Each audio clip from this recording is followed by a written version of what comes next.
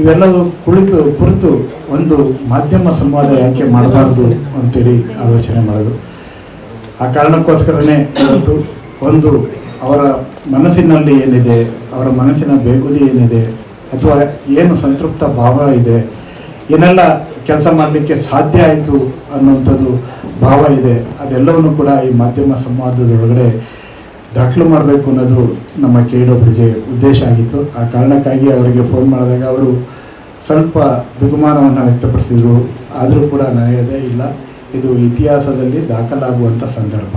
ಒಂದು ಮಾಧ್ಯಮ ಸಲಹೆಗಾರರಾಗಿ ಆ ಎತ್ತರದಲ್ಲಿ ಕುಳಿತು 3 ವರ್ಷಗಳ ಕಾಲ ಸಂಪುಟ ದರ್ಜೆಯ ಸ್ಥಾನಮಾನವನ್ನು ಕೂಡ ಹೊಂದಿ ನೀವೇನೆಲ್ಲ ಕೆಲಸ ಮಾಡಲಿಕ್ಕೆ ಸಾಧ್ಯ ಆಗಿದೆ ಅದೆಲ್ಲವೂ ಕೂಡ ಒಂದು ದಾಖಲಾಗಬೇಕು, ಹಾಗಾಗಿ ನೀವು ಬರಲೇಬೇಕು ಈ ಸಂವಾದಕ್ಕೆ ಅಂತೇಳಿ ಒತ್ತಾಯ ಮಾಡಿದಾಗ ಅವರು ಪ್ರೀತಿಯಿಂದ ಒಪ್ಪಿ ಇಲ್ಲಿ ಬಂದಿದ್ದಾರೆ. ನಿಮ್ಮೆಲ್ಲರ ಜೋರು ಚಪ್ಪಾಳೆ ಮೂಲಕ ಮತ್ತೊಮ್ಮೆ ನಾನು ಅವ್ರನ್ನ ಸ್ವಾಗತ ಮಾಡ್ತಾಯಿದ್ದೀನಿ.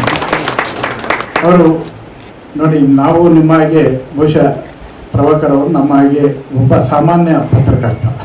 ಯಾರ ಕೆಲವರೆಲ್ಲ ಬೆಳೆದು ಬರುವಂಥವ್ರಿಗೆ ದೊಡ್ಡ ದೊಡ್ಡ ಬ್ಯಾಕ್ ಬೋನರ್ಸ್ ಇರ್ತಾರೆ, ಲೀಡರ್ಸ್ ಇರ್ತಾರೆ, ವೆಲ್ವಿಷರ್ಸ್ ಇರ್ತಾರೆ, ಬೇರೆ ಏನೆಲ್ಲ ಇರುತ್ತೆ.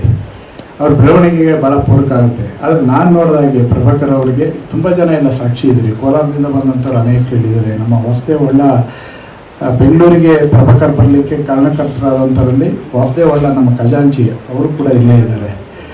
ಹಾಗೆ ನಮ್ಮ ಅನೇಕರು ಅವರ ಒಡನಾಡಿಗಳ ಹತ್ತಿರದ ನಮ್ಮ ಮುರಳಿ ಸೇರಿದಂತೆ, ಮುನಿರಾಜ್ ಸೇರಿದಂತೆ ಅನೇಕರು ಕೋಲಾರದಿಂದ ಬಂದಂಥವ್ರು ಇದ್ದಾರೆ. ಅವ್ರಿಗೇನು ಬೇರೆ ಯಾವ ರೂಟ್ಗಳೇನಿರಲಿಲ್ಲ. ಆದರೆ ಒಬ್ಬ ಸಾಮಾನ್ಯ ಪತ್ರಕರ್ತ ಆಗಿದ್ದಂಥವ್ರು ಅಲ್ಲಿಂದ ಕೋಲಾರದಿಂದ ಒಂದು ಸ್ಥಳೀಯ ಪತ್ರಿಕೆಗಳಲ್ಲಿ, ಲೋಕಲ್ ಪತ್ರಿಕೆಯಲ್ಲಿ ಕೆಲಸ ಮಾಡುವಂಥವ್ರು ಅವರ ಪ್ರತಿಭೆಯ ಕಾರಣಕ್ಕಾಗಿ ಗುರುತಿಸ್ಕೊಳ್ತಾರೆ. ಅವರ ಪ್ರತಿಭೆಯ ಕಾರಣಕ್ಕಾಗಿ ಬೆಂಗಳೂರಿಗೆ ಎಲಿವೇಟ್ ಆಗ್ತಾರೆ. ಬೆಂಗಳೂರಿಗೆ ಬಂದ ನಂತರ ಅವರು ಒಂದೊಂದೇ ಹೆಜ್ಜೆಯನ್ನು ಇಟ್ಕೊಂಡು ಹತ್ತಿ ಬಂದಿದ್ದ ರೀತಿ ಇದೆಯಲ್ಲ, ಅದು ಎಲ್ಲರಿಗೂ ಕೂಡ ನಿಬ್ಬೆರಗಾಗಿಸುವಂಥದ್ದು. ಆ ಕಾರಣಕ್ಕೋಸ್ಕರನೇ ಪ್ರಭಾಕರ್ ನೋಡಿ ಎಲ್ಲೂ ಕೂಡ ಎಡೆ ಬೀಳಲಿಲ್ಲ, ಎಲ್ಲೂ ಕೂಡ ಅಹಂನಿಂದ ಬೀಗಲಿಲ್ಲ, ಎಲ್ಲೂ ಕೂಡ ಬೇರೆ ಬೇರೆ ರೀತಿಯಲ್ಲಿ ದರ್ಪದಿಂದ ವರ್ತಿಸಲಿಲ್ಲ. ಇವತ್ತಿಗೂ ಕೂಡ ಅವರು ಅಧಿಕಾರದ ಕುರ್ಚಿಯಲ್ಲಿ ಕುಳಿತಾಗಲೂ ಕೂಡ ಈ ಥರದ ಒಂದು ಸಂದರ್ಭನಾರು ಬರ್ಬೋದೇನೆ ಅಂತ ನಾನು ನೋಡ್ತಲೇ ಇದ್ದೀನಿ. ಎಂದೂ ಕೂಡ ಗರ್ವನೂ ಬರಲಿಲ್ಲ, ದರ್ಪನೂ ಬರಲಿಲ್ಲ. ಈಗಲೂ ಅದೇ ಸೌಮ್ಯ ಭಾವ, ಈಗಲೂ ಕೂಡ ಅದೇ ತಾಯ್ತನದ ಭಾವನೆಯಲ್ಲಿ ಎಲ್ಲರನ್ನ ನೋಡುವಂಥ, ಒಳಗೊಳ್ಳುವಂಥ ರೀತಿಯಲ್ಲಿ ಕೆಲಸವನ್ನು ಮಾಡ್ತಾ ಇದ್ದಾರೆ. ಹಾಗಾಗಿ ಒಬ್ಬ ಪತ್ರಕರ್ತ, ಸಾಮಾನ್ಯ ಪತ್ರಕರ್ತ ಅಲ್ಲಿಗೆ ಒಂದು ವಿಧಾನಸೌಧದಲ್ಲಿ 2ನೇ ಮಾಡಿಯಲ್ಲಿ 204 ಏನೋ ಆಯಿತು ಈ ರೂಮ್ ನಂಬರ್ ಇದ್ದಾರೆ. ಅಲ್ಲಿ ಹೋದರೆ ನಿಮ್ಗೆ ಯಾರಾದರೂ ಒಬ್ಬರು ನಿಮ್ಮ ಸಮಸ್ಯೆಯನ್ನು ಆಲಿಸುವಂಥವ್ರು ಇದ್ದಾರೆ ಅಂದರೆ, ನಾನು ಭಾಳ ಜನರಿಗೆ ಹೇಳ್ತೀನಿ, ಬೇರೆ ಬೇರೆ ಜಿಲ್ಲೆಗಳಲ್ಲಿ ಪ್ರವಾಸ ಮಾಡುವಾಗ ನೀವು ವಿಧಾನಸೌಧಕ್ಕೆ ಬಂದರೆ ಸೀದಾ ಅಲ್ಲಿಗೆ 204 ರೂಮ್ ನಂಬರು ಪ್ರಭಾಕರ್ ಅವರ ಚೇಂಬರಿಗೆ ಬನ್ನಿ ಅಂತ. ನಾವು ಬಂದಾಗ ಅನೇಕ 3 ವರ್ಷದ ನಂತರಲೂ ಕೂಡ ಪ್ರವಾಸ ಮಾಡುವಾಗ ಹೇಳ್ತಾ ಇರ್ತಾರೆ, ಬೇರೆ ಬೇರೆ ಜಿಲ್ಲೆಗಳಿಗೆ ಹೋದಾಗ, ಅಣ್ಣ ಏನು ಅಟ್ಲೀಸ್ಟ್ ನಮಗೆ ಅಂತೇಳಿ ಒಂದು ರೂಮ್ ಇದೆ, ಅಲ್ಲಿ ಹೋದರೆ ಅಟ್ಲೀಸ್ಟ್ ಕಾಫಿ ಕೊಡಿಸ್ತಾರೆ, ಅಟ್ಲೀಸ್ಟ್ ಹೊಟ್ಟೆ ಹಸಿವಾಗಿದ್ದು ಊಟ ಕೊಡಿಸ್ತಾರೆ. ಇಲ್ಲಿ ಗಡಿ ಇದ್ದಾರೆ, ನಮ್ಮ ಗಡಿ ನಾಗರಾಜ್ ಸೇರಿದಂತೆ ಮತ್ತು ಪುಟ್ಟಣ್ಣ ಇವರು ಈ ಥರದ ಒಂದು ಒಳ್ಳೆ ಟೀಮನ್ನು ಕೂಡ ಅಲ್ಲಿ ಸಂಘಟನೆ ಮಾಡಿ ಇಟ್ಕೊಂಡಿದ್ದಾರೆ. ಹಾಗಾಗಿ ಇವರು ಇರಲಿ ಬಿಡಲಿ, ಆ ಒಂದು ನೋವನ್ನು ಅವ್ರು ಬಂದಾಗ ಅಟ್ಲೀಸ್ಟ್ ನಮ್ಮದು ಅಂತೇಳಿ ಅಲ್ಲಿ ಕೂತ್ಕೊಳ್ಳುವಂಥ ಒಂದು ಜಾಗವನ್ನು ನಮಗೆ ಸಿಗುವಂಥ ರೀತಿಯಲ್ಲಿ ಆ ಕಚೇರಿಯನ್ನು ಜನಮುಖಿಯಾಗಿ ಮಾರ್ಪಡಿಸಿದಂಥ ಏಕೈಕ ಒಬ್ಬ ಮಾಧ್ಯಮ ಸಲಹೆಗಾರರಿದ್ದರೆ ಅದು ಕ್ರೆಡಿಟ್ ಪ್ರಭಾಕರ್ ಅವರಿಗೆ ಹೋಗಬೇಕು. ಅದರಲ್ಲೇ ಮುಲಾಜೆ ಇಲ್ಲ. ಇದನ್ನು ನಾವು ನೋಡಿದ್ದೀವಿ. ಇಲ್ಲಿ ಅರ್ಧ ಕಾಫಿ ಕೊಡಿಸಲಾರದಂಥ ಸಂದರ್ಭಗಳನ್ನು ಕೂಡ ನೋಡಿದ್ದೀವಿ. ಕೆಲವು ಹಿಂದೆ ಇದ್ದಂಥ ನಾನು ಯಾರ ಹೆಸರನ್ನೂ ಹೇಳಕ್ಕೆ ಹೋಗೋದಿಲ್ಲ. ಅವರು ಎಂಥ ಸಂದರ್ಭ ಅಂದರೆ CM ಹತ್ರ ನಾವೇ ಅವ್ರನ್ನ ಮಾಧ್ಯಮ ಸಲಹೆಗಾರ ಕರ್ಕೊಂಡು ಹೋಗ್ಬೇಕಾದ ಪರಿಸ್ಥಿತಿ ಕೂಡ ನೋಡಿದ್ದೀವಿ. ಆದರೆ ಈ ಪ್ರಭಾಕರ್ ಅವರು ಅಲ್ಲಿ ಬಂದ ಮೇಲೆ ಅವರು ವಿಶೇಷವಾಗಿ ಜರ್ನಲಿಸ್ಟ್ಗಳಿಗೆ ಒಂದು ಮೊದಲ ಆದ್ಯತೆಯನ್ನು ಕೊಟ್ಟು ಈ ಕೆಲಸವನ್ನು ಮಾಡ್ಕೊಂಡು ಬಂದಿದ್ದಾರೆ. ಹಾಗಾಗಿ ನಮ್ಮೆಲ್ಲ ಬೇಡಿಕೆಗಳು ಈಡೇರ್ಬಿಡ್ತಾ ಅಂದರೆ ಖಂಡಿತ ಇಲ್ಲ. ನಮ್ಮ ಬೇಡಿಕೆಗಳು, ಹಕ್ಕೊತ್ತಾಯಗಳು ಯಾವಾಗಲೂ ಕೂಡ ಇದ್ದೇ ಇದೆ, ಗುದ್ದಾಟ ಇದ್ದೇ ಇದೆ, ಸಂಘರ್ಷ ಇದ್ದೇ ಇದೆ. ಆ ಸಂಘರ್ಷದ ನಡುವೆ ಕೂಡ ಅವರು ಎಷ್ಟು ಸಾಧ್ಯ ಇದೆ ಅಷ್ಟು ಕೆಲಸಗಳನ್ನು ಮಾಡಿಕೊಂಡು ಬರ್ತಾ ಇದ್ದಾರಲ್ಲ, ಅದು ನಮಗೆ ಭಾಳ ಮುಖ್ಯ ಆಗುವಂಥದ್ದು. ನಮಗೆ ಭಾಳ ಜನ ಜರ್ನಲಿಸ್ಟ್ಗಳು ಅವರು ಕೇವಲ ಪತ್ರಕರ್ತ ಅಂತೇಳಿ ನಾವು ಯೋಚನೆ ಮಾಡ್ತಾ ಇರ್ತೀವಿ. ಅದರ ಆಚೆ ಕೂಡ ಅವರ ಹೆಜ್ಜೆ ಗುರುತುಗಳಿವೆ, ಅದರ ಆಚೆ ಕೂಡ ಅವರ ಕೈಗಳು ಚಾಚಿದ್ದಾವೆ. ಬಹುಶಃ ನಾನು ಹೇಳ್ಬೇಕೋ ಇಲ್ಲೋ ಗೊತ್ತಿಲ್ಲ, ಸಿದ್ದರಾಮಯ್ಯ ಸರ್ಕಾರ ಬಂದ ಒಂದು 5-6 ತಿಂಗಳಿಗೆ ಸಂಘರ್ಷ ಶುರು ಆಗ್ಬಿಡ್ತು. ಏನಂದರೆ ಅದು ಶಾಸಕರುಗಳ ನಡುವೆ ಸಂಘರ್ಷ, ಏನೇನೋ ನಾನಾ ಕಾರಣಕ್ಕೆ ನಾವು ಮನವಿ ಕೊಡ್ತಾ ಇದ್ದೀವಿ ಅಥವಾ ಇದು ಕೊಡ್ತಾ ಇದ್ದೀವಿ, ನಮ್ಮ ಪ್ರಪೋಸಲ್ಗಳು ಮೂವ್ ಆಗ್ತಾ ಇಲ್ಲ, CM ಕಚೇರಿಯಲ್ಲಿ ಸರಿಯಾಗಿ ಸ್ಪಂದಿಸ್ತಾ ಇಲ್ಲ, ಈ ಥರ ಒಂದು ಗ್ಯಾಪ್ ಶುರು ಆಗ್ಬಿಡ್ತು. ನಾನಾ ಕಾರಣಕ್ಕಾಗಿ ಅದು ಸ್ಫೋಟಗೊಳ್ಳುವ ಹಂತಕ್ಕೆ ಬಂದ್ಬಿಡ್ತು. ಇದು ಬೇರೆ ಒಬ್ಬರು ಅಧಿಕಾರಿಗಳ ಅಥವಾ ಬೇರೆ ಇನ್ನೊಬ್ಬರು ಯಾರು ಸೂಕ್ಷ್ಮ ಗಮನಿಸಿ ಹ್ಯಾಂಡಲ್ ಮಾಡಬೇಕಾದದ್ದು ಬೇರೆ. ಆದರೆ ಆ ಸ್ಥಾನದಲ್ಲಿ ಇದ್ದವರು ಪ್ರಭಾಕರ್ ಅವರಿಗೆ ಅನಿಸುತ್ತೆ, ಇದೆಲ್ಲ ಒಬ್ಬ ಪತ್ರಕರ್ತ ಏನು ನೋಡ್ತಾ ಇರ್ತಾರೆ, ಏನು ಇದು ಯಾಕೋ ವಿಕೋಪಕ್ಕೆ ಹೋಗ್ತಾ ಇದೆಯಲ್ಲ, ಈ ಸಂದರ್ಭವನ್ನು ಹೇಗಾದ್ರು ಮಾಡಿ ಮುಖ್ಯಮಂತ್ರಿಗಳ ಗಮನಕ್ಕೆ ತಂದು ಇದಕ್ಕೇನಾದ್ರು ಒಂದು ಪರಿಹಾರ ದಾರಿಯನ್ನು ಹುಡುಕ್ಬೇಕಲ್ಲ ಅಂತೇಳಿ ಆಲೋಚನೆ ಮಾಡಿದ್ದಾರೆ. ಆ ಸಂದರ್ಭದಲ್ಲಿ ಸರ್, ಇದು ಭಾಳ ಶಾಸಕರು ಮತ್ತು ಸರ್ಕಾರ ನಡುವೆ ಗ್ಯಾಪ್ ಆಗ್ತಾ ಇದೆ, ಇದಕ್ಕೇನಾದ್ರು ಒಂದು ಮಾಡಬೇಕು ಅಂತ ಆಲೋಚನೆ ಮಾಡಿ ಪ್ರತಿ ವಿಭಾಗವಾರು ಒಂದು ಶಾಸಕರುಗಳ ಮತ್ತು ಸಂಬಂಧಪಟ್ಟ ಸಚಿವರುಗಳ ಸಭೆ ಮಾಡಿದರೆ ಒಳ್ಳೆಯದು ಅಂತೇಳಿ ಹೇಳಿ ಆ ಸಲಹೆಯನ್ನು ಕೊಟ್ಟು, ಆ ಸಲಹೆ ಹಿಂದೆ ಒಂದು ಬ್ಯಾಕ್ ಬೋನ್ ಆಗಿ ನಿಂತು ಸರ್ಕಾರದ ಹಲವು ಸಮಸ್ಯೆಗಳಿಗೆ, ಹಲವು ಶಾಸಕರಿಗೆ, ಹಲವು ಸಚಿವರುಗಳ ನಡುವೆ ಒಂದು ದೊಡ್ಡ ಬಾಂಧವ್ಯವನ್ನು ಬೆಳೆಸ್ತಂಥವ್ರು ಯಾರು ಇದ್ದರೆ ಅದು KV ಪ್ರಭಾಕರ್ ಅವರು. ಯಾಕೆಂದರೆ ಇವೆಲ್ಲ ಆಡಳಿತದಲ್ಲಿ ನೋಡುವಾಗ ನಮಗೆ ಗಮನಕ್ಕೆ ಬರ್ತವೆ. ಈ ಥರ ಅನೇಕ ವಿಚಾರಗಳು, ಅನೇಕ ಸಂದರ್ಭಗಳು ಕೂಡ ಬಂದಿವೆ.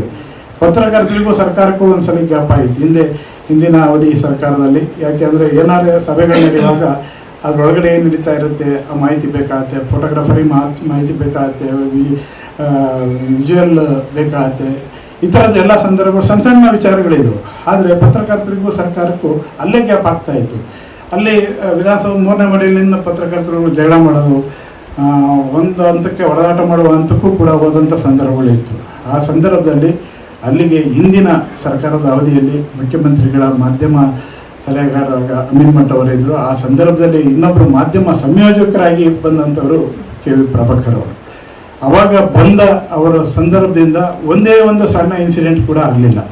ಪತ್ರಕರ್ತರಿಗೆ ಏನು ಬೇಕು ಮಾಹಿತಿ, ಒಳಗಡೆ ಇಂಡೋರಲ್ಲಿ ಏನು ಮೀಟಿಂಗ್ ಆಗುತ್ತೆ, ಏನು ಮಾಹಿತಿಗಳನ್ನು ಸರ್ಕಾರ ಮತ್ತು ಇಲ್ಲಿಯ ತೀರ್ಮಾನಗಳನ್ನು ಮಾಧ್ಯಮಗಳಿಗೆ ಮುಟ್ಟಿಸ್ಬೇಕು ಅನ್ನೋದನ್ನು ಅರಿತು ಅದನ್ನು ಭಾಳ ಸೂಕ್ಷ್ಮವಾಗಿ ಹ್ಯಾಂಡಲ್ ಮಾಡ್ಕೊಂಡ್ಬಂದವರು ಕೂಡ ಪ್ರಭಾಕರ್ ಅವರು. ಆ ಕಾರಣಕ್ಕಾಗಿ ಕಳೆದ ಅವಧಿಯಲ್ಲಿ ಯಾವುದೇ ಈ ಯಾವ ಸಂಘರ್ಷ ಸಂದರ್ಭ ಬರಲಿಲ್ಲ.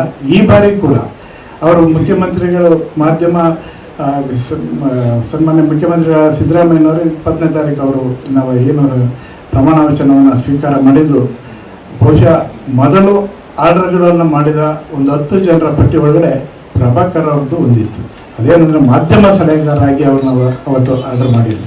ಅದು ಆರ್ಡರ್ ಮಾಡಿದ ದಿನವೇ 22ನೇ ತಾರೀಕು. ಜೊತೆಗೆ ನಮ್ಮ KWJಗೆ ಅವರು ಮಾಧ್ಯಮ ಸಲಹೆಗಾರರಾಗಿ ನೇಮಕಗೊಂಡ ಸಂದರ್ಭದಲ್ಲಿ ಅವರಿಗೆ ವಿಧಾನಸೌಧದಲ್ಲಿ ಅಭಿನಂದನೆ ಸಲ್ಲಿಸಿ ಮಾರನೇ ದಿನಕ್ಕೆ ಇಲ್ಲಿ ಕಾರ್ಯಕ್ರಮ ನಮ್ಮಲ್ಲಿ ಬರಬೇಕು ನೀವು ಅಂತೇಳಿ ಹೇಳಿದಾಗ ಆ ಮಾರನೇ ದಿನವೇ ಕಾರ್ಯಕ್ರಮಕ್ಕೆ ನಮ್ಮಲ್ಲಿ ಬಂದಿದ್ದರು. ಆ ದಿನವೇ ಇವತ್ತು 22. ಹಾಗಾಗಿ ಈ ಕಚೇರಿಯಲ್ಲೇ ಅವರಿಗೆ ಮೊದಲ ಅಭಿನಂದನೆಯನ್ನು ಸಲ್ಲಿಸಿದ್ದು. ಇದೇ ಕಚೇರಿಯಲ್ಲಿ 3 ವರ್ಷ ತುಂಬಿದ ಮೇಲೂ ಕೂಡ ನಾವು ಅವರಿಗೆ ಅಭಿನಂದನೆಗಳನ್ನು ಮಾಧ್ಯಮ ಸಂವಾದದ ಮೂಲಕ ಸಲ್ಲಿಸ್ತಾ ಇದ್ದೀವಿ. ಹಾಗಾಗಿ ಮತ್ತೊಮ್ಮೆ ನಿಮ್ಮೆಲ್ಲರ ಚಪ್ಪಾಳೆ ಮೂಲಕ ಅವರಿಗೆ ಅಭಿನಂದನೆಗಳನ್ನು ಸಲ್ಲಿಸ್ತೇನೆ. ನಮ್ಮ ನಿರೀಕ್ಷೆಗಳು ಹಲವು ಇದ್ದಾವೆ. ಅನೇಕ ನಮಗೆ ಬಸ್ ಪಾಸ್ ಬರಲಿಕ್ಕೆ ಅದು ಬಜೆಟ್ನಲ್ಲಿ ಘೋಷಣೆ ಮಾಡಲಿಕ್ಕೆ ಕಾರಣಕರ್ತರಾಗಿದ್ದಾರೆ ಅಂದರೆ ಅದ್ರ ಹಿಂದೆ ಪ್ರಭಾಕರ್ ಶಕ್ತಿಯಾಗಿ ಕೆಲಸ ಮಾಡಿದ್ದಾರೆ.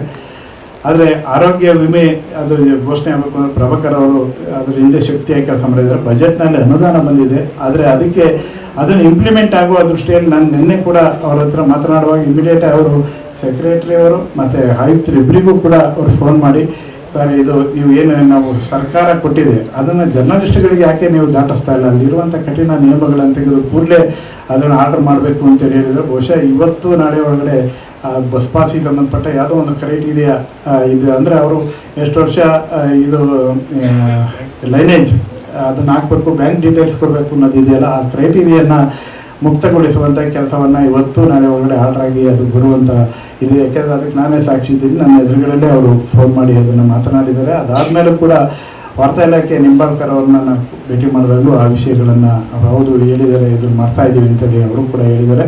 ಹಾಗಾಗಿ ಈ ಥರದ ಎಲ್ಲ ಪತ್ರಕರ್ತರ ಸಣ್ಣ ಪುಟ್ಟ ವಿಚಾರಗಳಿರ್ಬೋದು, ಅವ್ರು ಯಾರೋ ಹಾಸ್ಪಿಟ್ಲೈಸ್ ಆದರೆ ಇಮ್ಮಿಡಿಯೇಟಾಗಿ ನಾವು ಪ್ರಭಾಕರ್ ಅವ್ರ ಮೊರೆ ಹೋಗ್ತೀವಿ. ಯಾರೋ ಇದು ಸಮಸ್ಯೆ ಇದೆ ಅಂದರೆ ಸರ್ ಈ ಥರದ ಸಮಸ್ಯೆ ಇದೆ ಅಂತೇಳಿ ಮೊರೆ ಹೋಗ್ತೀವಿ. ಹಾಗಾಗಿ ಆ ಎಲ್ಲ ಸಂದರ್ಭಗಳಲ್ಲಿ ಅದು 1 ಲಕ್ಷ ಇರಲಿ, 2 ಲಕ್ಷ ಇರಲಿ, 3 ಲಕ್ಷ ಇರಲಿ, ಅದನ್ನು ಪರಿಹಾರ ಈ ಮುಖ್ಯಮಂತ್ರಿಗಳ ಪರಿಹಾರ ನಿಧಿಯಿಂದ ಕೊಡಿಸುವಂಥ ಕೆಲಸವನ್ನು ಮಾಡ್ತಾ ಇದ್ದಾರೆ. ನಮಗೆ ಭಾಳ ಒಂದು ಸಂಕಷ್ಟ ಬಂತು. ನಮ್ಮ ಪತ್ರಿಕಾ ವಿತರಕರ ರಾಜ್ಯ ಅಧ್ಯಕ್ಷರಾದಂಥ K. ಶಿವಲಿಂಗ ಅವರಿಗೆ ಒಂದು GBS ಸಿಂಡ್ರೋಮ್ ಅಂತೇಳಿ ಒಂದು ಕಾಯಿಲೆ, ಅದು ಈ S. ಸುರೇಶ್ ಕುಮಾರ್ ಅವರಿಗೆ ಬಂದಿತ್ತು. ಅದೇ ಥರದ ಕಾಯಿಲೆ ಅದು. ಅವರಿಗೆ ನೋಡಿದರೆ ಒಂದು 25-30 ಲಕ್ಷ ರೂಪಾಯಿ ಹಣ ಬೇಕಾಗುವಂತು. ಎಲ್ಲಿಂದ ಹಣವನ್ನು ಹೊಂದ್ಸೋದು? ನಮ್ಮ ಕೈಲಿ 5,000 10,000 ಈ ಥರದ್ದೆಲ್ಲ ಒಟ್ಟುಗೂಡಿಸಿ ಎಷ್ಟು ಸಾಧ್ಯ ಆಗುತ್ತೆ ಅಷ್ಟನ್ನು ನಾವು ಮಾಡಲಿಕ್ಕೆ ಅಷ್ಟೇ ಸಾಧ್ಯ ಆಗಿತ್ತು. ಒಂದಷ್ಟು ಇನ್ಶೂರೆನ್ಸ್ ಇತ್ತು, ಅದು ಕ್ಲೇಮ್ ಮಾಡಿದ್ವು. ಆಮೇಲೆ ನಂತರ ಆಸ್ಪತ್ರೆ ಬಿಲ್ ಕಟ್ಟಬೇಕು ಅಂದರೆ 5 ಲಕ್ಷ 10 ಲಕ್ಷ ಕಟ್ಟಬೇಕಾಗಿದೆ. ಏನು ಮಾಡೋದು ಅಂತ ಗೊತ್ತಾಗ್ತಿಲ್ಲ. ಮತ್ತೆ ಪ್ರಭಾಕರ್ ಅವರಿಗೆ ಫೋನ್ ಮಾಡಿದ್ರು. ಪ್ರಭಾಕರ್ ಅವ್ರನ್ನ ಹೋಗಿ ಭೇಟಿ ಮಾಡೋದು, ಪರಿಸ್ಥಿತಿ ಈ ಥರ ಇದೆ, ಒಂದು ಜೀವ ಉಳಿಸ್ಕೊಳ್ಳೋದು ಭಾಳ ಮುಖ್ಯ ಇದೆ, ಏನು ಮಾಡ್ತಾರೆ ಗೊತ್ತಿಲ್ಲ. ಮುಖ್ಯಮಂತ್ರಿಗಳ ಪರಿಹಾರ ನಿಧಿಯಿಂದ ಕೊಡಲಿಕ್ಕೆ ಇನ್ಶೂರೆನ್ಸ್ ತೊಗೊಂಡಿದ್ದಾರೆ ಅನ್ನೋ ಒಂದೇ ಕಾರಣಕ್ಕಾಗಿ ಅವರಿಗೆ ಕೊಡಲಿಕ್ಕೆ ಸಾಧ್ಯ ಆಗ್ತಾ ಇಲ್ಲ. ಅದರಿಂದ ದಯಮಾಡಿ ನೀವು ಅದಕ್ಕೆ ಆಶ್ರಯ ನಿಲ್ಲಬೇಕು, ನೀವು ಅದಕ್ಕೆ ದೊಡ್ಡ ಪ್ರಮಾಣದಲ್ಲಿ ಸಹಾಯ ಮಾಡಬೇಕು ಅಂತ ನಾನು ಅಂದ್ಕೊಂಡಿದ್ದೆ. ಮೋಸ್ಟ್ಲಿ ಒಂದು 1 ಲಕ್ಷ 2 ಲಕ್ಷ ರೂಪಾಯಿ ಯಾರಿಂದಲಾರು ಹೇಳಿ ಕೊಡಿಸ್ಬೋದು ಅಂತೇಳಿ. ನನಗೆ ಆಮೇಲೆ ಫೋನ್ ಬಂತು, ಹಣ 5 ಲಕ್ಷ ರೂಪಾಯಿ ರೆಡಿ ಇದೆ, ಬಂದು ತಗೊಂಡು ಹೋಗ್ತೀವಿ ಅಂತೇಳಿ. ನನಗೆ ನಿಜವಾಗೂ ಕೂಡ ಅವತ್ತು ನನಗೆ ಗಾಬರಿ ಆಗ್ಬಿಡ್ತು. ನನಗೆ ನಾನೇ ನಂಬಲಿಕ್ಕೆ ಸಾಧ್ಯ ಇಲ್ಲ.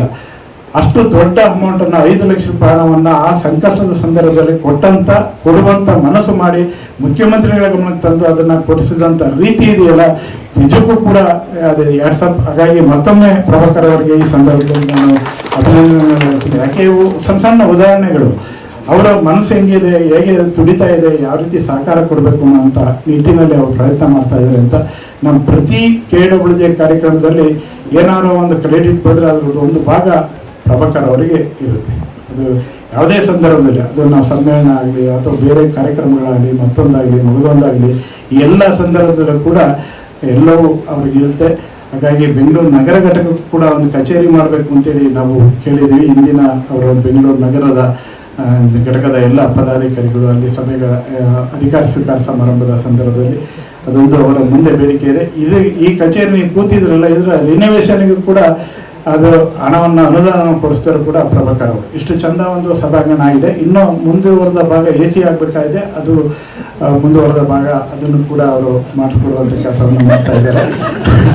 ನಗಾಡುವಂಥದ್ದೇನಿಲ್ಲ, ನಾವು ಇಲ್ಲೇ ಕೇಳಬೇಕು, ಇನ್ನೆಲ್ಲಿ ಕೇಳೋದು. ಹಾಗಾಗಿ ಅದೊಂದು ಆ ಕೆಲಸವನ್ನು ಕೂಡ ಅವರು ದಯಮಾಡಿ ಮಾಡಿಸ್ಕೊಡ್ಬೇಕು ಅಂತೇಳಿ ವಿನಂತಿ ಮಾಡ್ತೇನೆ. ಹಾಗೆ ಪತ್ರಿಕೆಗಳ ಜಾಹೀರಾತುಗಳಿಗೆ ಸಂಬಂಧಪಟ್ಟ ಹಾಗೆ ಅನೇಕರು ಇಲ್ಲಿ ಬಂದಿದ್ದಾರೆ. ಅವರು ಅನೇಕ ವಿಷಯಗಳನ್ನು ಪ್ರಸ್ತಾಪ ಮಾಡುವಂಥರಿದ್ದಾರೆ. ಅವ್ರಿಗೂ ಕೂಡ ಪ್ರತಿ ಹಂತದಲ್ಲಿ ಒಂದ್ಸಲಿ ನಾನು ರವಿ ಎಲ್ಲರೂ ಓದಿ 96 ಕೋಟಿ ರೂಪಾಯಿ ಬ್ಯಾಲೆನ್ಸ್ ಆಗ್ಬಿಟ್ಟಿದೆ. ಇದರಲ್ಲಿ ಇಲ್ಲಿ FTನಲ್ಲಿ ಕೊಡ್ತಾ ಇಲ್ಲ, ಇವ್ರು ಬಿಡ್ತಾ ಇಲ್ಲ. ಈ ಥರ ಪರಿಸ್ಥಿತಿ ಸಂದರ್ಭ ಆಯಿತು. ಪತ್ರಿಕೆಗಳಿಗೆ ಭಾಳ ಸಮಸ್ಯೆ ಬಂತು. ಆ ಹೊತ್ತಿನಲ್ಲಿ ಪ್ರಭಾಕರ್ ಅವರಿಗೆ ಫೋನ್ ಮಾಡಿ ಅವ್ರನ್ನ ಭೇಟಿ ಮಾಡಿ ಅವರು ಮುಖ್ಯಮಂತ್ರಿಗಳ ಗಮನಕ್ಕೆ ತಂದು ಇಮಿಡಿಯೇಟಾಗಿ ಅದನ್ನು ಹಣವನ್ನು ತಕ್ಷಣಕ್ಕೆ ರಿಲೀಸ್ ಮಾಡ್ಕೊಳ್ಳುವಂಥ ಕೆಲಸವನ್ನು ಕೂಡ ಅವ್ರು ಮಾಡಿದ್ದಾರೆ. ಅಷ್ಟೇ ಅಲ್ಲ, SC/ST ಪತ್ರಕರ್ತರ ಸಮಸ್ಯೆ ಬಂದಾಗ ನಮ್ಮ ಸೋಮಶೇಖರ್ ಕೆರಗೋಡು ಅವರು ಯಾವಾಗಲೂ ಕೂಡ ಆ ನಿಟ್ಟಿನಲ್ಲಿ ನಿರಂತರ ಪ್ರಯತ್ನ ಮಾಡ್ತಾನೆ ಇರ್ತಾರೆ. ಆ ಸಂದರ್ಭದಲ್ಲಿ 10 ಅವರಿಗೆ ಬೇಜಾರಾಗೋಷ್ಟು ಭೇಟಿಯಾಗ್ಬಿಟ್ಟಿದ್ದೀವಿ. ಆ ಸಂದರ್ಭ ಆದರೂ ಕೂಡ ಬೇಜಾರು ಮಾಡ್ಕೊಳ್ಳದೆ ಆ ಬೇಡಿಕೆಗಳನ್ನು ಈಡೇರಿಸ್ಕೊಳ್ಳುವಂಥ ಕೆಲಸವನ್ನು ಮಾಡಿದ್ದಾರೆ. ಮಹಿಳಾ ಪತ್ರಕರ್ತೆಯರು ಅವರ ವಿಚಾರಗಳು ಬಂದ ಸಂದರ್ಭದಲ್ಲಿ ಅದಕ್ಕೂ ಕೂಡ ಅವರು ಸ್ಪಂದನೆಯನ್ನು ಕೊಟ್ಟಿದ್ದಾರೆ. ಮಹಿಳಾ ಸಂಪಾದಕಿಯರು ಅನೇಕ ಬಾರಿ ಅವರು ಬಂದು ಭೇಟಿ ಮಾಡಿದಂಥ ಸಂದರ್ಭದಲ್ಲಿ ಅಂತಾರಾಷ್ಟ್ರೀಯ ಮಹಿಳಾ ದಿನಾಚರಣೆ ಕಾಯಂ ಆಗಿ ಅರ್ಧ ಪುಟನೋ 1 ಪುಟನೋ ಜಾಹೀರಾತನ್ನು ಕೊಡಲೇಬೇಕು ಅಂತೇಳಿ ಒಂದು ಆದೇಶವನ್ನು ಮಾಡಿಸಿದಂಥರು ಕೂಡ ಪ್ರಭಾಕರ್ ಅವರು. ಹಾಗಾಗಿ ಈ ಥರದ ಒಂದೊಂದೇ ಘಟನೆಗಳನ್ನು ಹೇಳ್ತಾ ಹೋದರೆ ಸಾಕಷ್ಟು ವಿಚಾರಗಳಿದ್ದಾವೆ. ಪ್ರಭಾಕರ್ ಅವರು ಆ ನಿಟ್ಟಿನಲ್ಲಿ ಆ ಕೆಲಸಗಳನ್ನು ಆ ಹುದ್ದೆಯಲ್ಲಿದ್ದು ಮಾಡ್ತಾ ಇರೋದ್ರಿಂದ ಅದು ನಿಜಕ್ಕೂ ಕೂಡ ನಮಗೆ ಅಭಿಮಾನ ಮತ್ತು ಹೆಮ್ಮೆ. ಒಬ್ಬ ಪತ್ರಕರ್ತ ಆಗಿ ಈ ಎತ್ತರಕ್ಕೆ ಆ ಶಕ್ತಿಯನ್ನು ಮೈಗೂಡಿಸ್ಕೊಂಡು ಆ ಶಕ್ತಿಯನ್ನು ಪತ್ರಕರ್ತರಿಗೆ ದಾರಿ ಎರೆದಿಲ್ಲ, ತನ್ನ ಸಮುದಾಯಕ್ಕೆ ತಾನು ಬೆಳೆದು ಬಂದ ಸಮುದಾಯಕ್ಕೆ ದಾರಿ ಎರೆದಿದ್ದಿಲ್ಲ. ಅದು ಭಾಳ ಮುಖ್ಯ ಅಂತೇಳಿ ನಾನು ಭಾವಿಸ್ತೇನೆ. ಹಾಗಾಗಿ ಈ ಹೊತ್ತಿನಲ್ಲಿ ಅವರ ಮನಸ್ಸಿನಲ್ಲಿ ಇರುವಂಥ ಅನೇಕ ವಿಷಯಗಳನ್ನು ಈ ಸಭೆಯಲ್ಲಿ ಮುಕ್ತ ಸಭೆ, ನಾವೆಲ್ಲರೂ ಪತ್ರಕರ್ತರೇ ಇದ್ದೀವಿ. ಹಾಗಾಗಿ ಇಲ್ಲಿ ಈ ಸಭೆಯಲ್ಲಿ ಅವರು ಮಾತಾಡಬೇಕು ಅಂತೇಳಿ ವಿನಂತಿಯನ್ನು ಮಾಡ್ತಾ, ಈ ಸಭೆಗೆ ತುಂಬ ಜನ ಎಲ್ಲರೂ ಬಂದಿದ್ದಾರೆ. ನಮ್ಮ ನಿರ್ಮಲಾ ಎಲಿಗಾರ್ ಬಂದಿದ್ದಾರೆ, ನಮ್ಮ ರೇವಣ್ಣ ಅಂತೇಳಿ ಅವರು KR ನಗರದಿಂದ ಅಲ್ಲಿಂದ ಬಂದಿದ್ದಾರೆ, ಕಲಬುರಗಿಯಿಂದ ಬಾಬುರಾವ್ ಯಡ್ರಾಮಿ ಬಂದಿದ್ದಾರೆ, ಇನ್ನು ಕೋಲಾರದ ಎಲ್ಲರೂ ಸ್ನೇಹಿತರುಗಳು ಎಲ್ಲರೂ ಇಲ್ಲೇ ಇದ್ದಾರೆ, ರಾಯಚೂರಿಂದ ಬಂದಿದ್ದಾರೆ, ಬೆಂಗಳೂರು ನಗರ ಘಟಕದವರು ಶ್ರಾವಣ್ ಬಂದಿದ್ದಾರೆ, ನಮ್ಮ ಧ್ಯಾನ ಯಾವಾಗಲೂ ಕೂಡ 4-6 ಹೊಡಿತಾ ಇರ್ತಾರೆ ಅರ್ಧರಾತ್ರಿ, ಅವರು ಕೂಡ ಇಲ್ಲಿದ್ದಾರೆ ಸಭೆಯಲ್ಲಿ, ಕಾಕ್ರೋಚ್ ಪಾರ್ಟಿಯ ಲೀಡರು. ಹಾಗೆ ಈಗ ಅನೇಕರು ಎಲ್ಲ ಸ್ನೇಹಿತರುಗಳು ಎಲ್ಲರೂ ಕೂಡ ಇವತ್ತು ಇಲ್ಲಿ ಬಂದಿದ್ದಾರೆ. ಹಾಸನಿಂದ ನಮ್ಮ ಚಂದ್ರಶೇಖರ್ ಅಂತೇಳಿ ಈ ಸಭೆಗೆ ಬರಲೇಬೇಕು ಅಂತ ಬಂದಿದ್ದಾರೆ. ನಮ್ಮ ರಾಮನಗರ ಚಲುವರಾಯ ಸೇರಿದಂಥ ಎಲ್ಲ ಸ್ನೇಹಿತರುಗಳು ಇವತ್ತು ಇಲ್ಲಿ ಸಭೆಗೆ ಬಂದಿದ್ದೀರಿ. ಮತ್ತೊಮ್ಮೆ ಈ ಸಭೆಗೆ ನಿಮ್ಮೆಲ್ಲರನ್ನು ಕೂಡ ಮತ್ತೊಮ್ಮೆ ಫಸ್ಟ್ ಆಫ್ ಆಲ್ ವೇದಿಕೆ ಮೇಲೆ ಇರುವ ಎಲ್ಲ ಗಣ್ಯರಿಗೂ ಮಾತಾಡೋಕ್ಕೆ ಕಟ್ ಅಂಡ್ ಪೇಸ್ಟ್ ಅಷ್ಟೇ ಪ್ರಭಾಕರ್ ಬಗ್ಗೆ. Okay, so let us be lazy journalists. Cut and paste ಮಾಡ್ಬಿಡೋಣ. So I agree with what they both have said. Prabhakar's personality ಅವ್ರು ಹೇಳಿದ್ದಾರೆ. ಬಟ್ ನಾನು ಲೈಫಲ್ಲಿ ನೋಡಿದ್ದು ಮೂರು powerful Prabhakar. I have covered LTT Prabhakar. One LTT Prabhakar. Second, ನಮ್ಮ Kannada film star Prabhakar. Tiger Prabhakar. Even LTT Prabhakar was tiger Prabhakar. ಇವರು Kannada Prabhakar also. And I love that song. Mother India song. No, I don't know which movie that is. You can say, somebody can say. ಯಾವುದು? ಕಾಯ್ತು. So I love that song. I love Prabhakar because of that song. ಮತ್ತೆ third Prabhakar ನಮ್ಮ CM Prabhakar. So tiger title ಕೊಡಬೇಕು ಏನು ನೀವು decide ಮಾಡಿ. So any time most of ನಮ್ಮ friends ಎಲ್ಲ ಅವ್ರ ಹೆಸರು ಮೊಬೈಲ್ ಅಲ್ಲಿ ಸೇವ್ ಮಾಡಿರೋದು ಪ್ರಭಾಕರ್ ಬ್ರಾಕೆಟ್ ಅಲ್ಲಿ CM. That is how it is. ನನ್ನ ಮೊಬೈಲ್ ಅಲ್ಲೂ ಹಾಗೆ ಇದೆ, CM advisor Prabhakar. CM first term ಇಂದ ಅದೇ ನಾವು ಸೇವ್ ಮಾಡಿರೋದು ಅವ್ರ ಹೆಸರು. So it is first of all, let me congratulate Prabhakar for 3 years, completing 3 years. But it is not just 3 years; it is nearly 13 years. Prabhakar or CM jothe idare. So ನಾನು journalist ಇದ್ದಾಗ I have seen Prabhakar, I have interacted with him, and now I also got a chance to interact, connect with him in a better way in an official capacity, and also as Shivanand Tagore ಅವರು ಹೇಳಿದಾರಲ್ಲ. He is there for journalists. He is a bridge between journalists. And as a young man, one young CM media advisor ಆಗಿದ್ದಾರೆ. So approachable ಇದ್ದಾರೆ. That is the best thing. Mostly ಬೇರೆ States ಅಲ್ಲಿ also different regions ನಾವು reporting ಮಾಡಕ್ಕೆ ಹೋಗಿದಾಗ ತುಂಬಾ senior ಜನ adviser ಇರ್ತಾರೆ. But here being a young man, it is an advantage for journalist. We can approach him. ಮತ್ತೆ ಅವರು ಜರ್ನಲಿಸ್ಟ್ ಆಗಿದ್ರು. So he'll understand our problem easy. So it is better to connect with Prabhakar. So connectivity is the best thing that I can say that Prabhakar enjoys between CM and the media. Not only the media, the entire Vidhanasabha calls the Prabhakar first. CM ಹೇಳಿದ್ದಾರೆ ಕೇಳಬೇಕಂದ್ರೆ Prabhakar phone ಮಾಡಿ ಅಂತ ಹೇಳೋದು. So that is how it is. He's been a connect between the chief minister and the media, and this connect has made our work easier. Mostly people who are I think in Karnataka, ನಮ್ಮ state ಅಲ್ಲಿ media ಎಷ್ಟು ಸ್ವತಂತ್ರವಾಗಿ ಕೆಲಸ ಮಾಡ್ತಿದೆ, I know it very well. ನಾನು I have covered nearly 20 states national media ಅಲ್ಲಿ ಇದ್ದಾಗ. I have seen how chief ministers advisors, how chief ministers officers plant news, set narratives, be it central government or national or the state government. A narrative set ಮಾಡ್ತಾರಲ್ಲ CM offices ಇಂದ ಆಗೋದು. ಇಲ್ಲಿ you are so free. ಇಲ್ಲಿ ಆ ತರ ನಮಗೆ narrative set ಮಾಡಿ they have not held us. ಇದೇ ಬರೀರಿ ನೀವು, if you don't write tomorrow ನಿಮ್ಮ ಮೇಲೆ ವೆಂಡಿಟಾ ಇರುತ್ತೆ, you will be cornered for this. ಆ ಥರ ಇಲ್ಲ. So we are very glad that our state, irrespective of this chief minister or the other, but this time it is more freedom. The chief minister also doesn't set a narrative. ನಮ್ಮಲ್ಲಿ narrative ಕೊಡಲ್ಲ CM, ಇದೇ ಬರೀರಿ ನೀವು. ಆದರೆ CM many times ಹೇಳಿದ್ದಾರೆ speeches ಅಲ್ಲಿ, ನೀವು fact ಬರೀರಿ. You write about me, criticise ನನ್ನ ಬಗ್ಗೆ ಕ್ರಿಟಿಸೈಸ್ ಮಾಡಿ ಫ್ಯಾಕ್ಟ್ ಬರೀರಿ. ಸೊ ಅದ್ರ ಹಿಂದೆ ಅಡ್ವೈಸ್ ಮಾಡೋರು, this is the man Prabhakar. If he wanted, ಇವರು ಸೆಟ್ ಮಾಡ್ಬೋದಾಗಿತ್ತು. He could have caught 10 journalist and narrative set ಮಾಡ್ಬೋದಾಗಿತ್ತು. So he is a man who has given freedom to all the journalists also. Freedom is not given. We know it is our right. So he has let that happen. Being a journalist, ಅವರು ಅದು ನಿಮ್ಮ freedom, you use man. How you want to write is left to your conscience. So this is what Prabhakar has done. ನಾನು ಜಾಸ್ತಿ time ತಗೊಳ್ಳಲ್ಲ because he is a busy man. He has to rush and he has come here today. It is a big thing, and I am happy that he is worked for the distributors. ವಿತರಕರ್ತರು ಹೇಳ್ತಾರಲ್ಲ ಕನ್ನಡದಲ್ಲಿ, ವಿತರಕರ್ತರು. So I am updating my official language also. So he has helped them so much. I was surprised one event ಅಲ್ಲಿ ಅವರೇ story ಹೇಳಿದ್ರು, ಹೇಗೆ he grew up from a distributor, paper distributor, how his father gifted him a cycle, and how today he has reached the steps of Vidhanasabha and he is with the chief minister. So imagine a story, a person who has worked hard through his way, who cycled his way. ಅಲ್ಲಿಂದ ಕೋಲಾರಿಂದ ಒಂದು cycle ಅಲ್ಲಿ distributor ಆಗಿ ಅಲ್ಲಿ ಆ ಕೆಲಸ ಮಾಡಿ he cycled his way to straight to Vidhanasabha. So that is Prabhakar. Probably ಅದೇ reason ಇಂದ ಅವರು he understands the problems of journalists. ಅದರಿಂದ ಅವ್ರಿಗೆ ಕಷ್ಟ ಅರ್ಥ ಆಗುತ್ತೆ. Anybody who's worked hard will understand the problem of the people, will easily relate to the problem. So that is why he is helpful. He's been helping us in a better way in all the way. He's also instituted Siddaramaiah Award, CM Siddaramaiah Award for the best woman journalist. He's also come forward to do that. ಮಹಿಳಾ ಪತ್ರಕರ್ತರ ಸಂಘಕ್ಕೆ ತುಂಬಾ support ಮಾಡಿದ್ದಾರೆ. So ಅದೇ idea ಇಂದ ಅದು develop ಆಯಿತು, award ಕೊಡಬೇಕು ಒಂದು ವಿಮೆನ್ ಜರ್ನಲಿಸ್ಟ್ಗೆ. CM is also working towards empowerment of women. So ಅವರು ಅವಾರ್ಡ್ ಬಗ್ಗೆ maybe we can restructure the name of that award. So that is one good thing that you have done for the women journalists. And also when I was becoming the chairperson, ತುಂಬಾ stories ಇತ್ತು ನಾನು chairperson ಆಗಿದ್ದಾಗ. So I am writing a book, ನಾನು term ಮುಗಿದ ಮೇಲೆ ಒಂದು book ಬರೀತೀನಿ. So when CM and I had also spoken to CM, when the name cropped up, there were so many names, so many seniors, there was so much pressure on Prabhakar. Tumba pressure ittu avar mele, I know it. As a CM advisor, he could have said no, beda sir, because others were telling me aur tumba she's too young, she's too junior to head that. He could have said that, but he agreed with the CM's thoughts. He was the one who stood behind the CM for this name. So thank you so much for making a one woman chairperson in that time. Not just me, it could have been any woman. I would have appreciated if it was any woman. Even if it was Nirmala, it would have been good. Even if it was Parimala, it would be good.